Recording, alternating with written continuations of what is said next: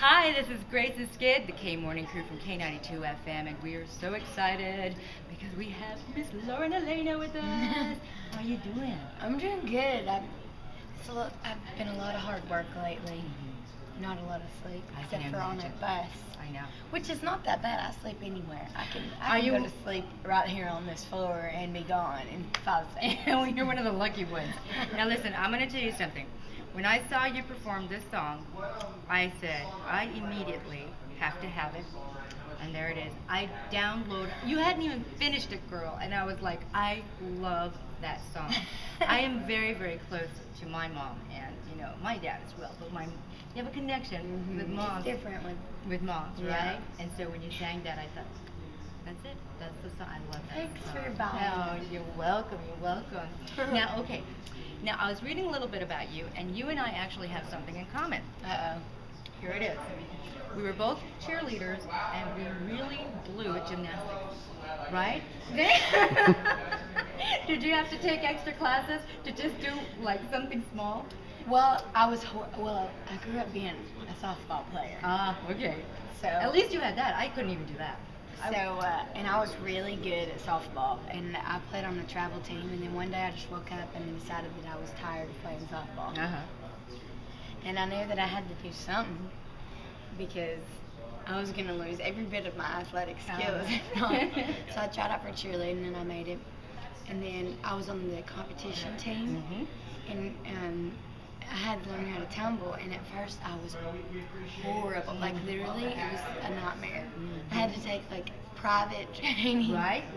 And then after I got my back handspring, Yeah.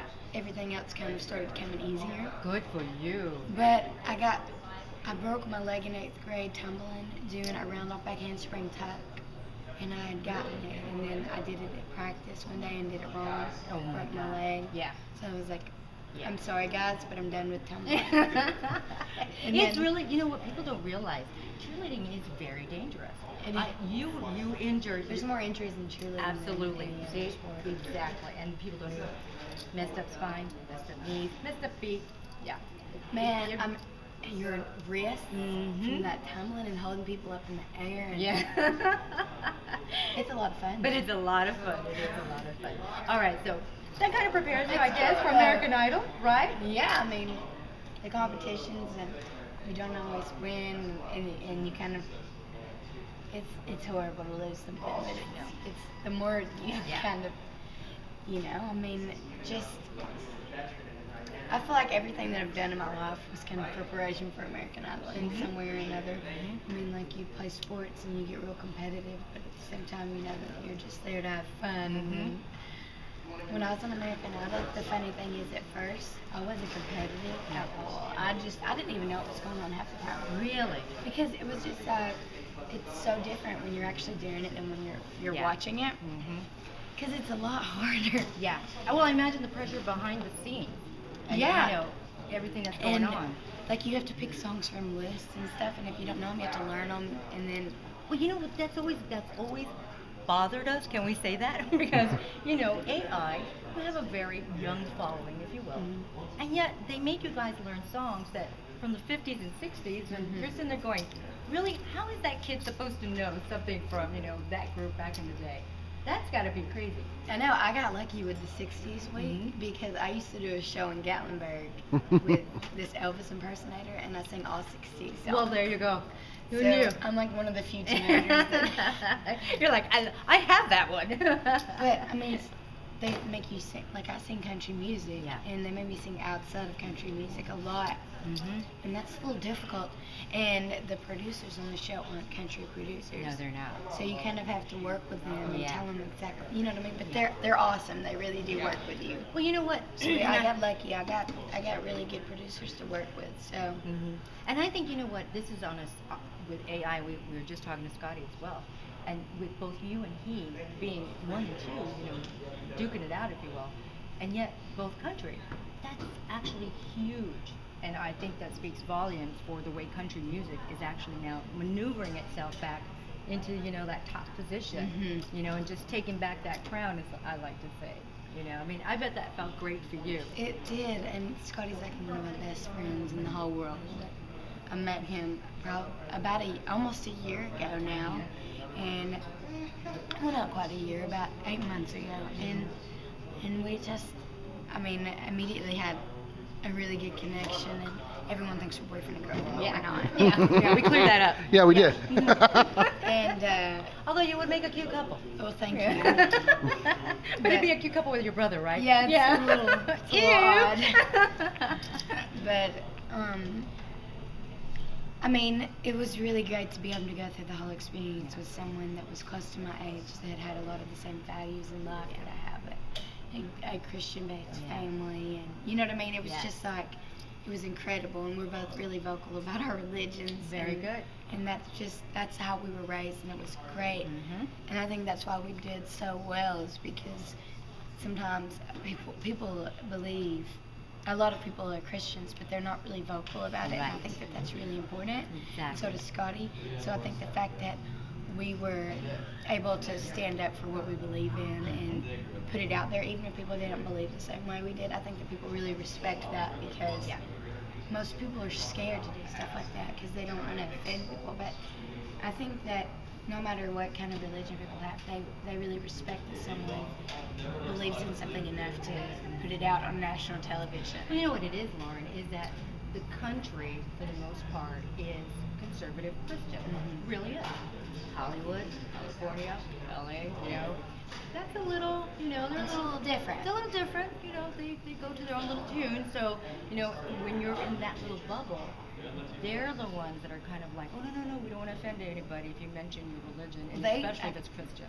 Yeah, I mean, like, they're really skittish about, you know, kind of mentioning that stuff on there, but we were both like, Good for you. Good for you. Because you know what? That's where we get our strength from, right? That's it. 100%. Exactly. Okay, so tell us about, we know you're touring right now, we know you just said it's grueling, because she says she hasn't slept. Can you tell? Yeah. It looks awesome. What's coming up for you? Are you working on music? Are you working on an album? What's the deal? Well, I got signed to Mercury Nashville, which Scotty and I are label mates. So, Congratulations. yeah, and I'm actually already started on my album. I'm about halfway done with the recording, and I'm recording tomorrow, actually. Wow. I believe in Atlanta. Wow. And my producer is Byron Gallimore, and he is awesome. Nice. So I'm having a really good time with that, and my album is supposed to come out sometime this fall.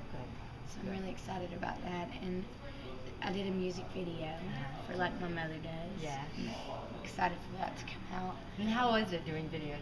Are you nervous? Do you like it? Is it Well, fun? when I first got there, I was nervous, but the song's about my mom. I know. You know? Yeah. So it's easy to sing that song. Yeah. So if it was about a boy, it might be a little more nerve-wracking. Challenging. Yeah, but you know what? We're looking forward to your album coming out.